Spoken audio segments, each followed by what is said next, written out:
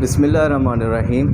एक मरीज़ जिसकी उम्र 36 साल, जो उन्होंने मेरे साथ अलामात शेयर की। उन्होंने कहा कि मेरे सर में शदीद दर्द रहता है, इतना ज़्यादा दर्द होता है जैसे मैं हरकत करता हूँ जैसे हथौड़े नहीं लगते ऐसे होता है, और पुड़पुड़ी जो है वो भी ऐसे फटकती है।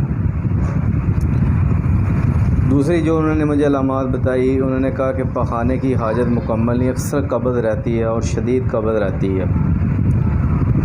तीसरी जो उन्होंने अलामात मुझे बताई कि खाना खाने को दिल नहीं करता, जैसे एक तलब होती है खाना खाने की, ऐसे बिल्कुल भूख नहीं होती, बस ज़बरदस्ती खाने वाली बात है।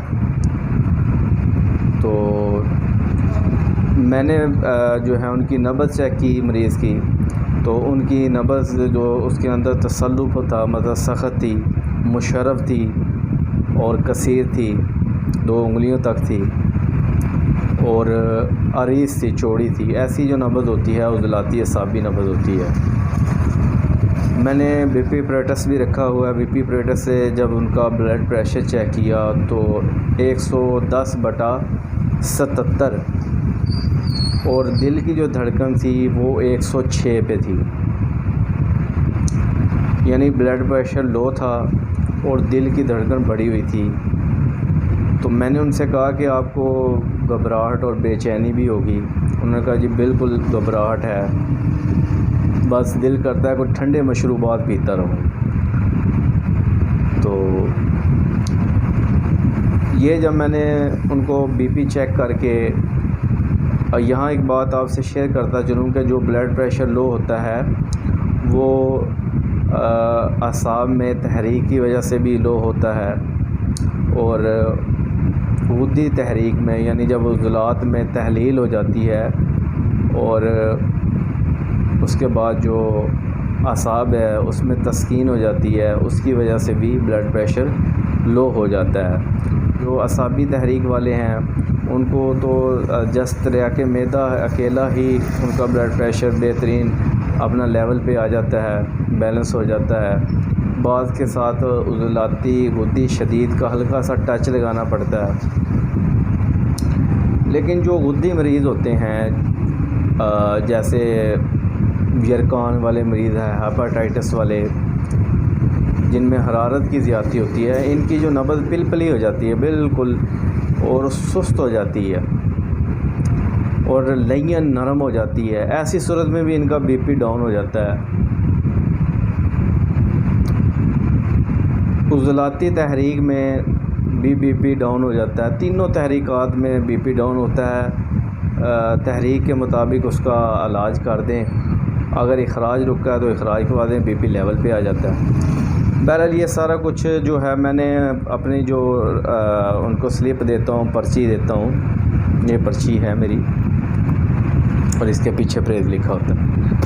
तो मैं इसके ऊपर मैंने नोट किया कि उनका जो बीपी है वो उसकी रीडिंग मैं लिखता हूँ, फिर अगली दफ़ा चेक करता हूँ कि उसके अंदर कितना फ़र्क है या नहीं है। जो मैंने उनको दुआ तजवीज़ की उसके अंदर गुद्दी असाबी मलयन जो है वो 1.5 माशा, उज़लाती सोज़े 6 रत्ती, ये मैंने सुबह दोपहर शाम 3 टाइम खाने के लिए तजवीज़ किया। ये मैंने 3 दिन की दुआ तजवीज़ की। तो 3 दिन के बाद वो मेरे मतब पे तशरीफ़ लाए, तो मैंने दोबारा से जब बीपी चेक किया तो 126/88 और जो दिल की धड़कन 106 पे थी वो अल्हम्दुलिल्लाह नीचे आ गई थी 89 पे, यानी नॉर्मल हो गया था बीपी भी। और उन्होंने कहा कि मुझे भूख भी अब खूब लगती है और पखाना जो है सही अखराज होता है, जैसे गैसेस का बहुत ज़्यादा अखराज होता है। हाँ, उन्होंने मुझसे एक शिकायत की कि दिन में पेट में थोड़ा सा बट सा पड़ता रहता है। मैंने कहा जी वो तो इस दवा की खसलत है, वो मैं दूर नहीं कर सकता। जैसे ऑपरेशन करने के लिए सर्जरी ज़रूरी है, कट लगाना ज़रूरी है, इसीलिए फुज़लात का इखराज करने के लिए मलयन और मुसलात का इस्तेमाल करवाया जाता है। उसमें पेट में हल्की नोयत का दर्द हो जाता है, लेकिन पखाना करने के बाद तबीयत ऐसे फ़्रेश हो जाती है ना, जैसे कंधों से और सर से जैसे कोई बोझ उतर गया। मैंने कहा जी ये तो आपको बर्दाश्त करना पड़ेगा। हाँ ये है कि मैंने आपको पहली दफ़ा मकदारें थोड़ी ज़्यादा दी थी, अब मकदार कम कर देता हूँ।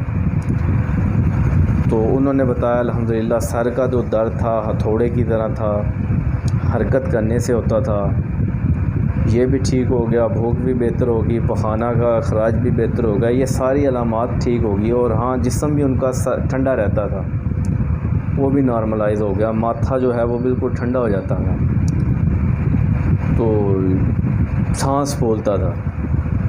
ये कामयाब इलाज है। दुआओं की अपील है, इंशाल्लाह नेक्स्ट वीडियो में मिलेंगे। और भी 4-5 मरीज़ा हैं, एक बच्चा है उसका बहुत केस बिगड़ा हुआ था, इंशाल्लाह नेक्स्ट के अंदर मैं उनसे आपसे शेयर करूँगा। अल्लाह हाफ़िज़।